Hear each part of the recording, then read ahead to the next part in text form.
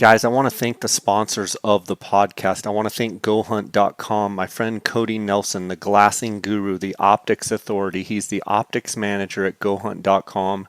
If you have any interest in buying optics or have any glassing questions, whether it be tripods, spotting scopes, rifle scopes, range finders, anything to do with glassing, give Cody a call, 702-847-8747. That's extension 2, or you can email him at optics@gohunt.com. You can also send him a text or call him on his cell phone at 602-399-3699. Guys, right now at GoHunt.com Insider, you can take advantage of the free trial. Go to GoHunt.com/JScott. You're going to be able to take advantage of a free trial of the Insider.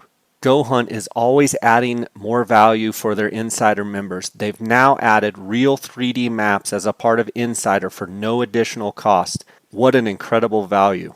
Very soon they're going to have their mobile app up as well. Go to GoHunt.com/JScott and sign up for a free trial. If you're already an Insider member, it's automatically part of your Insider membership. And you can just go to the Maps tab up at the top once you sign in as an Insider.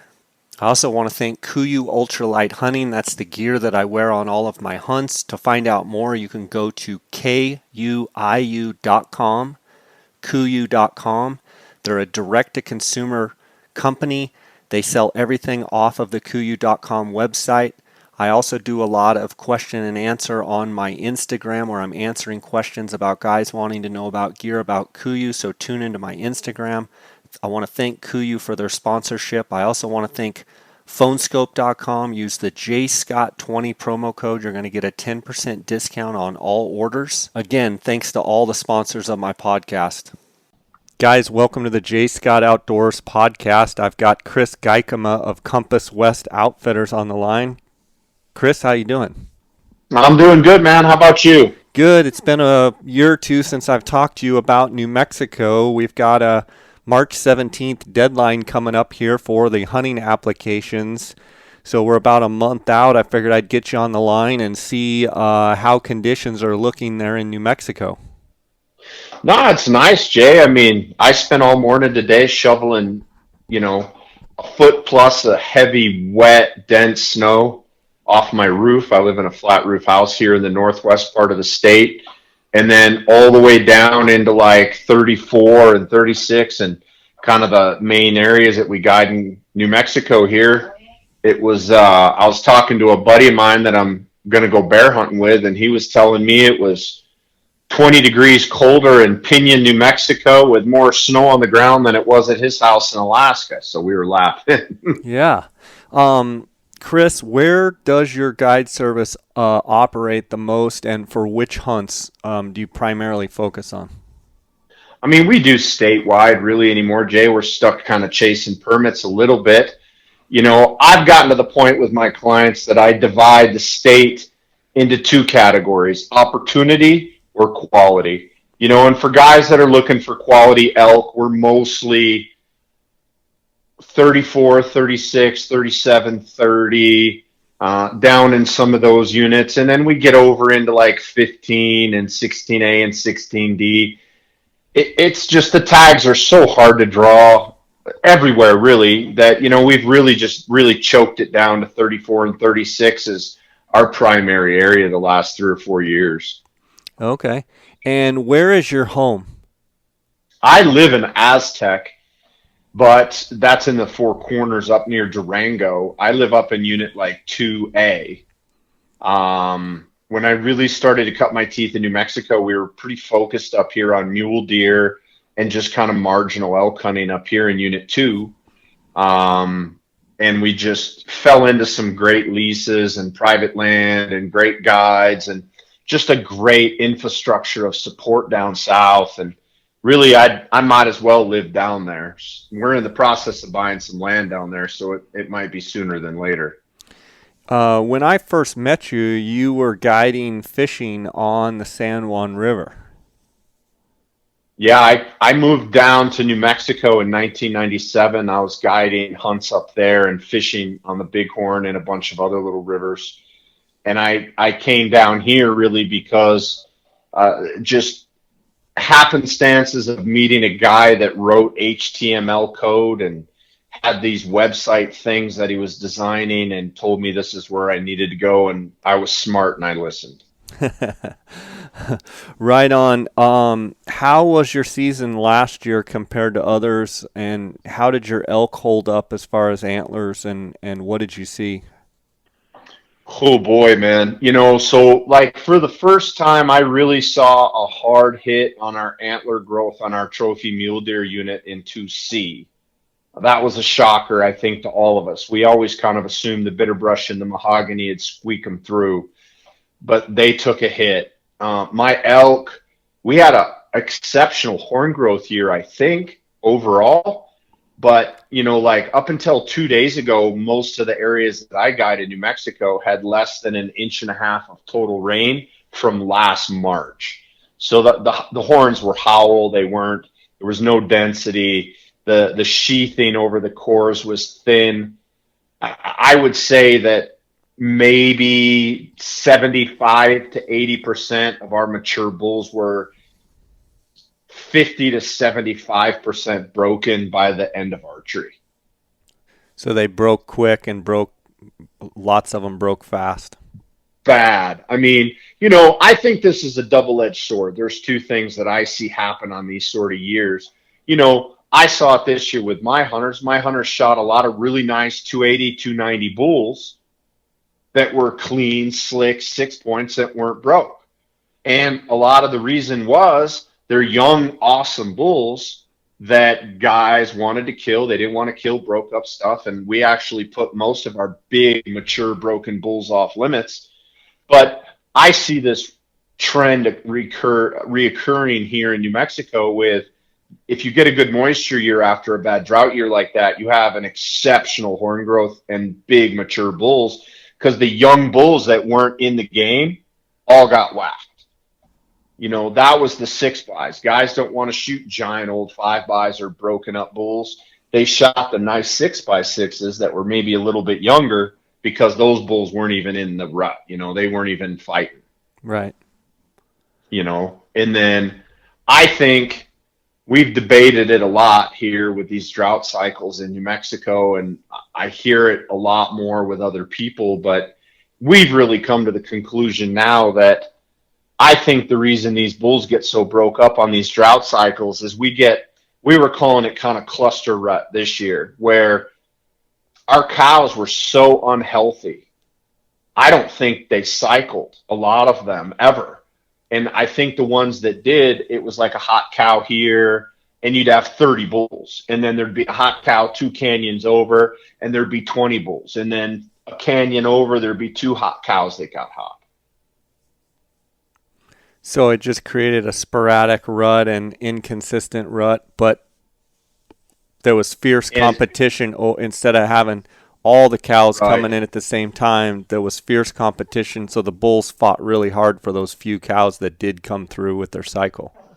Right. You don't normally see the kind of aggression that we saw this year with these bulls, where there's like one cow, tongue hanging out, and 5 or 6 bulls, 2 or 3 mature bulls, all dogging her and trying to push her off someplace where they can breed.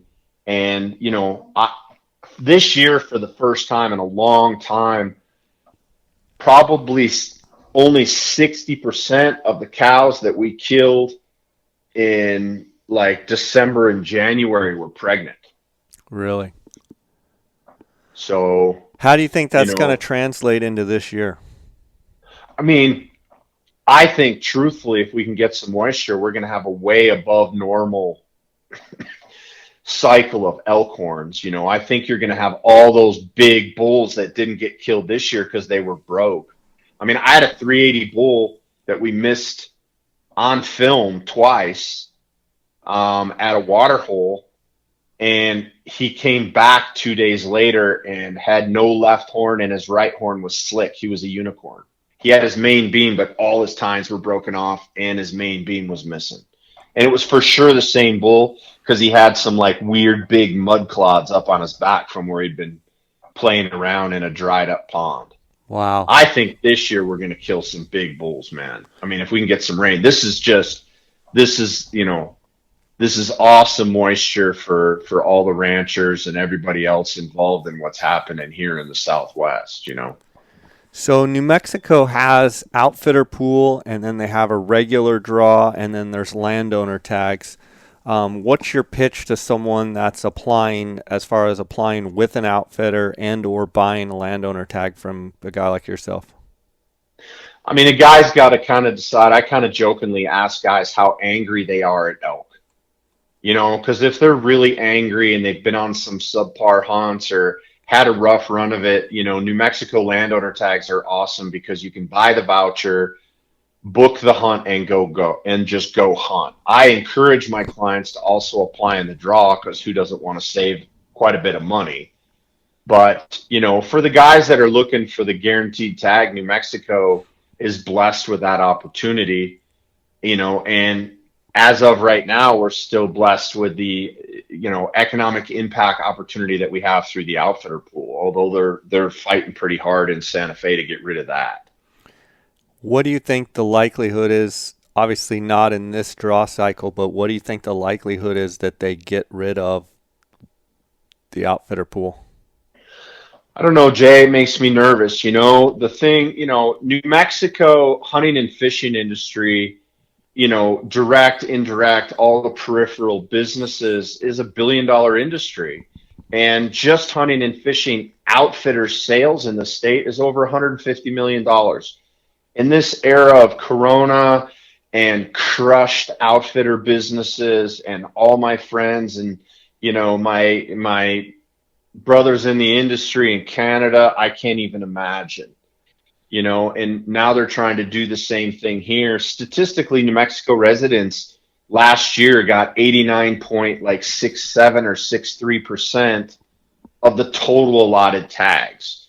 But you've got New Mexico Wildlife Federation, backcountry anglers, and you've got our backcountry, anglers, hunters and anglers. You've got all these groups that are sponsoring these bills attacking this so-called welfare system for the outfitters. It's not going to bump things. I'm hoping it won't go. I think this is a mere bait and switch deal. They're also trying to change New Mexico Game and Fish's direction to the New Mexico Conservation Department as a part of this bill. And while everyone's fighting over 90-10 or outfitter pools, they're sitting back and laughing because they're going to get this conservation thing in there if this passes, and Game and Fish's direction will no longer be Game and Fish. They're going to be having to deal with, some sort of little, the jumping mouse that lives in the Sacramento mountains and some red-footed salamander and everything else. It's a pretty ugly, scary bill. How far along is the bill, or where is it now? What stage is it at? It hasn't gone to the floor yet. There's a trapping bill, I think, that dropped today. And when I was waiting for you to call me, I was sending emails to all the senators where they're trying to outlaw trapping on public lands. And then, oh wait, I'm sorry, no, that one didn't drop. The one that dropped was a gun safety one where they're trying to pass a bill in New Mexico where you're not allowed to have a gun in your house that doesn't have a trigger lock on it, period. And Jeez. no youth under 12 is allowed to touch a firearm. So the problem with that is, they're trying to get rid of hunting at the core, which is the kids. And New Mexico has such an unbelievable youth hunting program with no age limit. If your kid is old enough to pass a hunter's education class, they can apply for special tags. And for New Mexico residents, they open up all these encouragement licenses later, for the kids to do. I mean, my kid has drawn way more premium tags in this state than I will probably ever draw in my life through these programs. But, this bill is trying to do away with that, which is, it's horrible. Yeah, wow, I didn't know anything about that. Wow. So like kids under 12 wouldn't be eligible. Like I grew up in Michigan, and I don't remember exactly, but I want to say that when I was a kid, you could take hunter's ed at 12 and you could hunt at 14 or something close. Well, I mean, once gasoline and perfume is involved, kids aren't going to get into it that much. So if you don't get kids involved when they're young, it's not going to happen. I mean, I was lucky and I got involved at a very young age. I was a beater for my grandpa for grouse and woodcock. And then, I was a beater for my dad. We had beagles and I'd go out and jump on all the brush piles in 2 feet of snow and try to get beagles, rabbits to run. Yeah. But it's really sad that they're trying to do this. I hope this bill of all of them is the most offensive to me, and the fact that my kid couldn't participate in trap or target shooting or anything else under the age of 12. Yeah, and don't you want to educate your kids at an early age how to handle and use firearms and be safe with firearms? And it's part of their nature to just be around them and know how to use them and know how to be, you know, protect themselves. But even that, just be raised with them so that they understand them instead of, holding it off and you can't do anything until you're 12 years old. I mean, it just seems crazy that they're going to dictate what a parent can or can't do. I mean, wherein in the same thing they'll say that, girls can use the boys' bathrooms and boys can use the boys' bathrooms. And oh, by the way, it doesn't matter if you think you're a boy or a girl. You can identify as whoever you want. It's just kind of strange that they would then dictate that, what a parent can do inside their own household.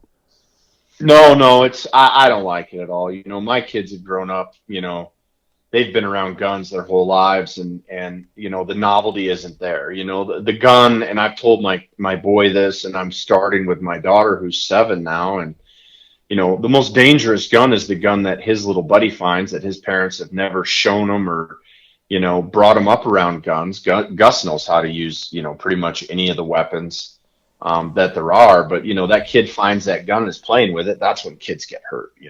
Yeah. So I'd rather kids grow up with access around my house at my own will, to learn. It's the same with a four-wheeler. Karen got mad at me when I had the kids driving four-wheelers and UTVs at real young ages, but I told her it's not if it's when they're at a friend's house that's got a four-wheeler or a dirt bike or a UTV and they jump in it and take off. Right. And they don't know what they're doing. Right. If you engrade that safety, like you get in the UTV, you put on your seatbelt, you put on a helmet. Now you go drive and have fun. Right. But know your limits. Let's bounce back to your elk hunts. So you do archery hunts, first and second season. Tell me the benefits of the first season compared to the second season and vice versa. So, I just had this conversation with a guy this morning that was applying for hunts, and he called me back and he's like, man, I want to up my odds. So I tell all my hunters, if the second season is the one that everyone thinks they want to hunt. The bulls are bugling almost for sure. They're more aggressive. You're definitely going to call more elk in. You're definitely going to call more bulls in and cows. It's a audio dream. The guy walks through the woods, and in the morning and the evening, hopefully the bulls are bugling. It's what they all want. A guy that wants to kill a big bull, I think they all should apply for the 1st to the 14th. The bulls aren't yarded up. They're a little bit more aggressive. I might sound pretty sweet with a cow call, but if you got 30 cows and I'm one cow over here, he's just going to tell me to come over and join all the rest of his girlfriends. He's not going to come and check me out. So the early season, when they're greedy and they have 1 or 2 cows and you squawk at them, I've seen it work pretty good. But the big thing I think that happens on the first 2 weeks is I seem to call the cows in more. I mean, I'll bugle and be aggressive and do all that sort of stuff too, but that's a different deal. But like when I am in the right situation and I get elk that are reactive to the cow call, most often when I kill a big bull, it's because I called in the cow. And I've always kind of in the back of my head thought, early season, that bull's all hyped up. He's in his prime. It's his year to be king, and he's going to get those cows and breed them. And I think sometimes those cows get worn out and they're tired of getting chased around by that bull, and some other cow over there squawking, they come over and try to slough that bull off on them, I think. That makes a lot of sense. I haven't heard of it talk like that, told You like know, that, I but I mean, think it makes sense. What about the firearm seasons in their dates being pretty late? That's kind of definitely maybe a little bit of bugling some of the smaller bulls, but typically not much bugling action, is there? well, if you back out that 21-day cycle, I've seen an increase in harvest for us on muzzleloader and rifle hunts since all this stuff shifted. I think before it kind of fell in between the archery hunting rut peak period and the second cycle. And I really think, man, I think that muzzleloader and beginning of that rifle hunt fall dead nuts on the top of the second cycle for our bulls, especially in 34 and 36. You know, those bulls seem, they're not, the big bulls aren't super aggressively calling, but they're sure still poking around a little bit, especially on that hunt. I didn't see that before when those hunts were a week earlier, you know, when like our Interesting. youth hunt this year fell on the 10th. And I honestly think, and weather had a lot to do with it this year, but I really think that there was, you know, some bigger bulls killed and a little bit more bugling activity on the rifle hunt, the general rifle, 2 weeks after the youth hunt than there was on the youth hunt. Interesting. Very interesting for sure. Which unit do you feel has more quality bulls, 34 or 36?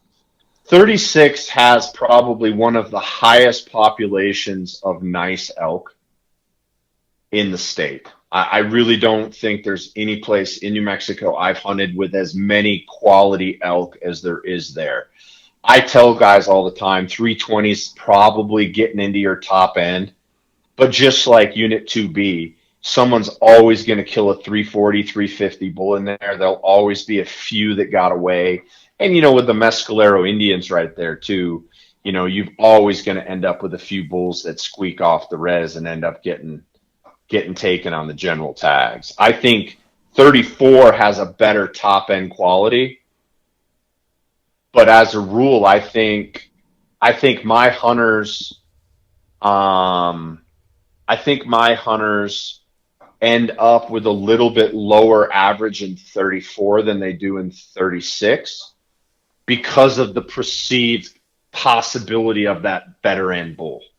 So when you think there's 350 bulls or better in the unit, or we know there are, and we tell clients that there are, guys are less likely to shoot those 310, 320 bulls that they probably should shoot if they want to kill a bull. So Right. they end up day 4, day 5 starting to panic and they just shoot a decent bull. And, you know, that's just part of the cycle. But, you know, I tell guys in 36, the first bull you see over 300, you should shoot, you Interesting. know, and unless you've killed a lot of elk and you're really looking for something bigger. Sure. Let's talk a little bit about your mule deer. You talk about 2A, 2B, 2C. Which one of those do you think is the best unit for mule deer? I don't talk about 2A or 2B at all anymore. It's ruined, in Okay. my opinion. I hate to say that, man. 2B is an opportunity hunt. Last 2 years, I've killed consistently nicer average deer on general 100% outfitter pool draw hunts in the state than I have in 2B. You know, Okay. it's almost like 34. People come in with this, you know, they think they're going to shoot 180, 190 inch deer because they got 2B tags, but chances are they're not. Some guys are for sure, but you know, last year was the first time in a long time I didn't draw and I barely put a single hunter in for 2B. Talk about 2C. 2C is epic. Throw in, try, beat the odds. And when you do, you'll be happy. I mean, it's like Mexico. You're going to 2C and you're going to see big deer. This was a horrid year, but my archery hunters still had the chance to shoot at, I think, like 6 deer over 180 and two over 190 and one over two. Wow. you know. How do you think 2C is trending with a horrible year this year? Do you think it's still trending in the right direction? I've got more moisture since last fall.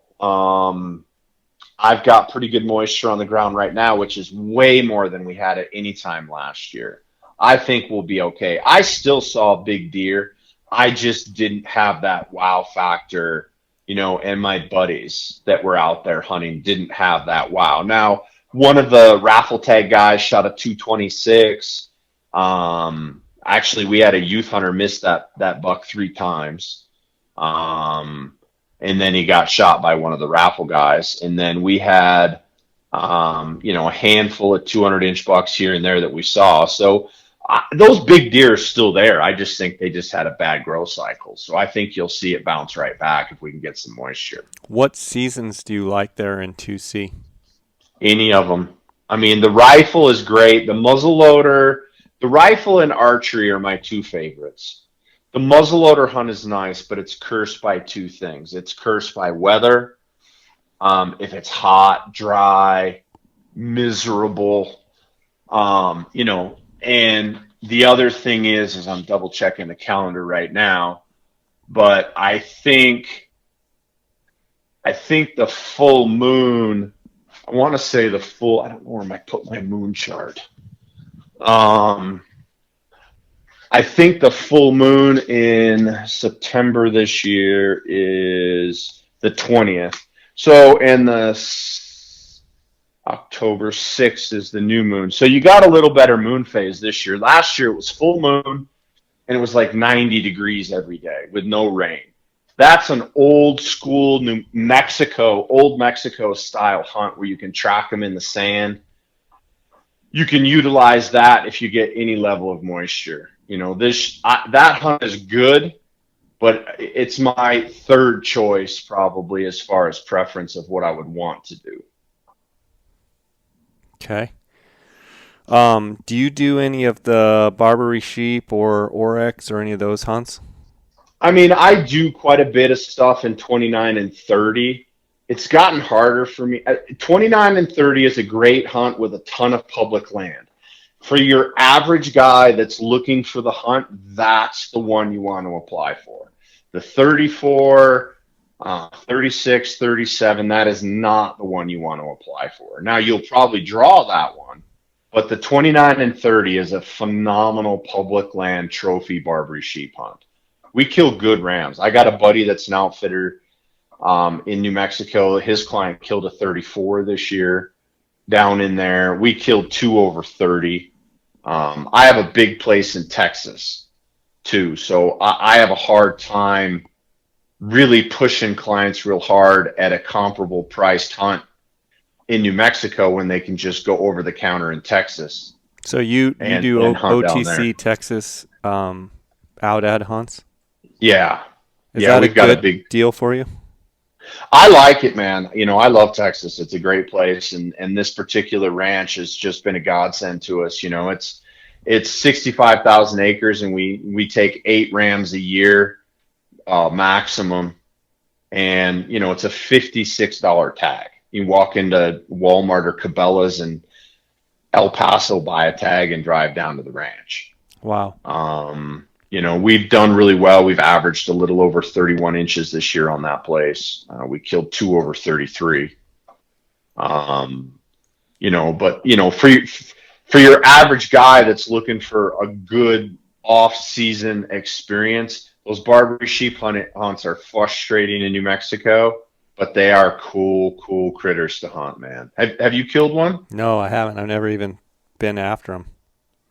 Oh, well. In New Mexico, in the 10% outfitter pool, your draws go up quite a bit. You should consider that for this year's applications. It's like 30% chance of drawing, isn't it? I think so on some of the hunts. Yeah. So you do Texas, so you just have guaranteed tags. That's got to be pretty sweet for you. Yeah, I fill it up after the draw. We kind of sit on that. I mean, right now we're half full because it's all repeat guys, but what we do is we kind of sit on that, and then when the draw posts in New Mexico, we fill those in as opportunity hunts for just we've expanded what we do in order to keep people engaged in what we have to offer. It's the draws have gotten tough, and frankly, man, I think this year we're going to see a huge spike in applications. Because like I was supposed to hunt Arctic Red last year, and that got pushed to this year. And I haven't talked to Tavis yet, but at this point, I'm going to give this year 15%. Yeah, I don't even give it that much. Yeah. So, like, I don't even know what to do. But I mean, I know that that is going to affect the pressure on these draws in the States. I mean, you could see it on the raffle tags for, all the stuff that's happened so far. Yeah, for sure. People are looking for those fillers, and I got buddies in Alaska that said they're like 3 years out now, and this isn't going to be a 1 year deal. This is going to be a ripple effect for years because, guys like Tavis who are usually a year or two out anyways, now he's got 2 years of bottleneck, and that's depending on who survives this whole mess. Yeah, and I think the price is gonna go through the roof too. Oh yeah, no, you're going to see that with New Mexico landowner tags. Yeah. Especially if these groups force these agendas on people and get these 90-10 splits, which I don't think is fair. I think George had it right back in the day when he fought Arizona for fair non-resident quotas. I mean, there's a point to that where I hate to say it, but when you look at these states like Nevada and New Mexico that have such high levels of federal land, it's hard for me to, how do you justify federal land being, 90% to the people? I get it that I live here and everything else and I benefit from it. But, states like Nevada that have extraordinarily high non-resident or high federal lands and low non-resident quotas. But I mean, that's a whole nother war, I guess. Yeah. Chris, I want to give you a chance to let the listeners know how to reach out to you, chat with you more, how to follow you, your different websites or social media. Would you do that? And I'll also link it up in the show notes. So would you do that for me? Sure. I mean, compasswestoutfitters.com is the easiest resource of information. If you really want to check out what we do, you can go to our Instagram, which is also Compass West Outfitters, and you can search Compass West Outfitters on Facebook. We do a pretty good job of keeping up on what we're doing, and it's nice for a guy that wants to see what we do archery to scroll back to September 1. And roll through that. Or like this year we started hunting in August on sheep and stuff. So, you go back and you start in August and scroll through our whole year and see, once the grass turns brown and, you're pretty much, you're out of archery season and you're into firearm season. Well, it's always great having you on the podcast. You've been so busy with hunting. Did you get out and fish at all? I fished the Juan with some of my guides. It was kind of funny this year. With residents only allowed to fish on the San Juan River, which is beyond criminal. Wait, is that true? Yeah. No. Yeah, the state parks in New Mexico are closed. Dude, we're still locked down here. Like, you can't go to a restaurant. So non-residents can't go fish at the San Juan? No. A non-resident is not permitted to come and fish the San Juan at all or enter any state park in the state. So Elephant Butte, San Juan River, I mean, I'm in hog paradise right now. I can drive up to the San Juan 7 days a week, and there's maybe one or two boats a day. So a lot of my guides hit me up this year and started coming up and fishing because there's no one on the water. So you can come up, the middle of July over 4th of July weekend, and there's a handful of personal floaters. And did it kill the guide companies there? Oh, it's destroying them. I mean, I'm getting ready right now. My boy is old enough to start figuring out a little of that stuff. And just to kind of try to help some of those guys, I'm going to book a few one-day wade trips with some of my buddies that guide up there. and let them take my kid and give him some real nice one-on-one instruction, not with a basis on fishing, but on a basis on education. But yeah, man, it's rough, dude. I mean, the San Juan River for this entire year has been closed to non-residents. The only I didn't people know allowed to that. go there, yeah, it's crazy.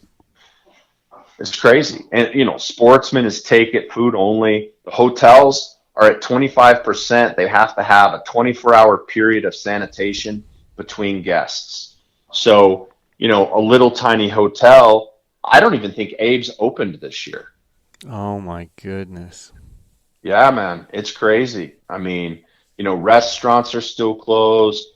Our grocery stores were supposed to walk certain aisles. I mean, dude, I mean, we're here to talk hunting and fishing, which is a lot more fun than politics. But, this has been a crazy, crazy cycle of a year especially. Wow. But I mean, when they do open it up, if you come down here, hit me up. And, I bet you the you fishing will know, be good. oh, dude, these fish, the San Juan right now is where it was in the early 90s before it got hammered into the ground. Really? So the Oh, quality of dude, fish and the health of the fish and numbers of fish? through the roof on all counts. I mean, it's back. I fished it this summer a couple of times, and I remember when I moved here in 1997, and that was kind of at the tail end of the real glory days of the San Juan. But when I moved here in 97, it was unreal.